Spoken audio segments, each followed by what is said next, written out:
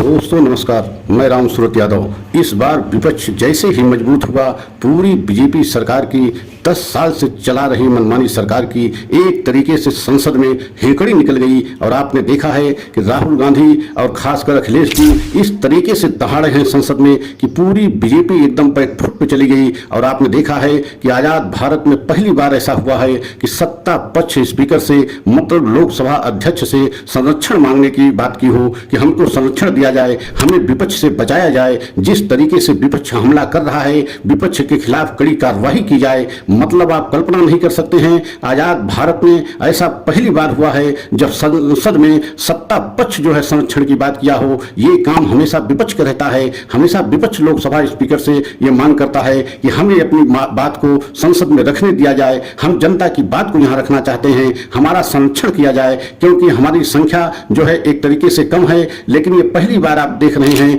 कि विपक्ष नहीं बल्कि सत्ता पक्ष स्पीकर से संरक्षण की बात कर रहा है। तो आज हम आपको पूरा एक तरीके से संसद का सच बताएंगे कि इस बार संसद में प्रधानमंत्री मोदी को और खासकर बीजेपी सरकार को कितना मुश्किलों का सामना करना पड़ा। तो सबसे पहले आपको ये बताना चाहते हैं कि अगर हमारे चैनल पे आप पहली बार हैं तो चैनल को लाइक सब्सक्राइब कर लें, वीडियो को अंत तक देखें, क्योंकि वीडियो को अंत तक नहीं देखेंगे तो पूरा सच आपके समझ में नहीं आएगा। तो सबसे पहले आपको ये बताना बहुत जरूरी है कि इस बार जैसे ही संसद शुरू हुआ, संसद में जैसे ही जो है कार्यवाहियां शुरू हुई, मतलब सबसे पहले एक तरीके से सभी जो है जो चुन करके लोकसभा के सांसद आए थे वो सभी जो है एक तरीके से पहले जो है अपनी शपथ लिए, उसके बाद कार्यवाही शुरू हुई। और आपने देखा है कि राहुल गांधी जिस तरीके से पहली बार विपक्ष के प्रतिपक्ष के नेता मतलब संवैधानिक पद को उन्होंने स्वीकार किया है और पहली बार संसद में प्रतिपक्ष का नेता बनाए गए हैं, क्योंकि पहले इसके जो है इतना मजबूत विपक्ष नहीं रहता था। और यही कारण है कि विपक्ष को प्रतिपक्ष का नेता इसके पहले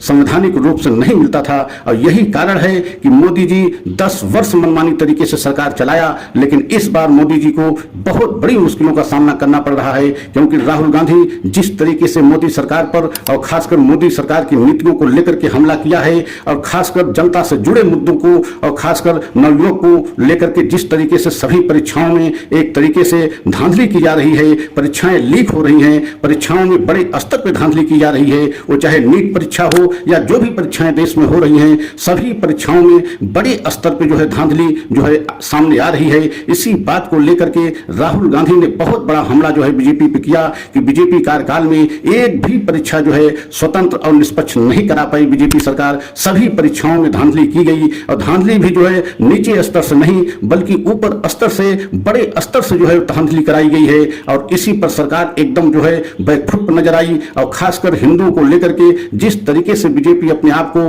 हिंदुओं को ठेकेदार समझती थी कि हिंदू सारे जो है हमारे वोटर हैं, उनको लेकर के राहुल गांधी का हमला बहुत ही तीखा और एक तरीके से तल्ख था। स्पष्ट राहुल गांधी ने संसद में कह दिया कि बीजेपी मतलब हिंदू नहीं, आरएसएस मतलब हिंदू नहीं, बीजेपी आरएसएस जो है देश में नफरत फैला रहे हैं और हिंदू कभी नफरत फैला ही नहीं सकता। इसका मतलब है कि बीजेपी आरएसएस हिंदू है ही नहीं, क्योंकि जो है हिंदू जो होता है वो कभी नफरत की बात नहीं करता और हमेशा जो है हिंदू अहिंसा की बात करता है, हिंसा की बात कभी कर ही नहीं सकता। इस बात को लेकर के पूरी बीजेपी में एक तरीके से भगदड़ मच गई और पूरे बीजेपी के बड़े बड़े कैबिनेट स्तर के नेता जो है राहुल गांधी को ऊपर हमला करने की कोशिश किए। लेकिन संसद में इस बार विपक्ष इतना मजबूत है कि बीजेपी की एक नहीं चली। और आपने देखा है कि पूरी बीजेपी बैकफुट पर नजर आई। और कल जब अखिलेश यादव जो है एक तरीके से बीजेपी पर हमला करना शुरू किया, जब अखिलेश यादव ने संसद में दहाड़ा, तो उससे भी बीजेपी को बहुत बड़ा जो है एक तरीके से ऐसा लगा कि अब जो है हिंदुओं की बात को करना हमारे लिए बहुत मुश्किल हो जाएगा। क्योंकि आपने देखा है कि अयोध्या से इस बार इंडिया गठबंधन के प्रत्याशी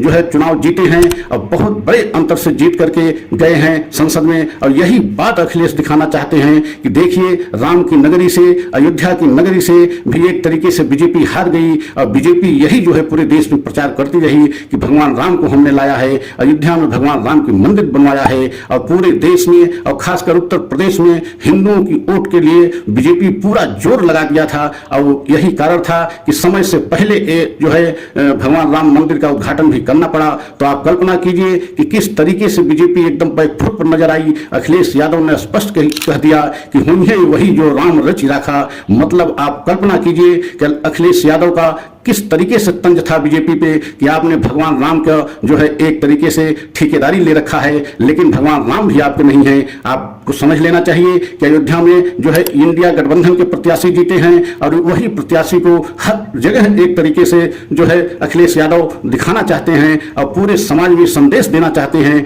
कि बीजेपी सिर्फ हिंदुओं की एक तरीके से नकली ठेकेदार बनती है, जबकि हिंदुओं के लिए काम कुछ भी नहीं करती। और यही कारण है कि जब अयोध्या से बीजेपी हार गई तो आप कल्पना कीजिए कि बीजेपी हिंदुओं के लिए कितना काम करती है। और इस बार संसद में राहुल गांधी और अखिलेश की धार से पूरी बीजेपी सरकार की हवा निकल गई। और आपने यह भी देखा है कि पहली बार ऐसा है कि सत्ता पक्ष स्पीकर से जो संरक्षण मांग रहा है। अमित शाह ने स्पष्ट जो है संसद में कहा और स्पीकर महोदय लोकसभा अध्यक्ष महोदय से कहा कि हमें इन विपक्षियों से बचाइए, इनके खिलाफ कड़ा एक्शन लीजिए। ये जिस तरीके से सत्ता पक्ष पे हमला कर रहे हैं ये ठीक नहीं है और इनके खिलाफ कड़ा से कड़ा एक्शन लिया जाए और हमें इनसे संरक्षण दिलाइए। तो आप कल्पना कीजिए कि अगर सत्ता पक्ष के गृह मंत्री अगर इस तरीके की बातें कर रहे हैं तो आप सोच सकते हैं, जबकि विपक्ष जो है जनता से जुड़े मुद्दों को उठा रहा है, जनता के बुनियादी मुद्दों को संसद में उठा रहा है। प्रधानमंत्री स्वयं भी अपने भाषण में स्पीकर महोदय से कहा कि इनके खिलाफ कार्रवाई की जाए क्योंकि ये सत्ता पक्ष पर झूठा आरोप लगा रहे हैं, जबकि ऐसा कुछ भी नहीं है।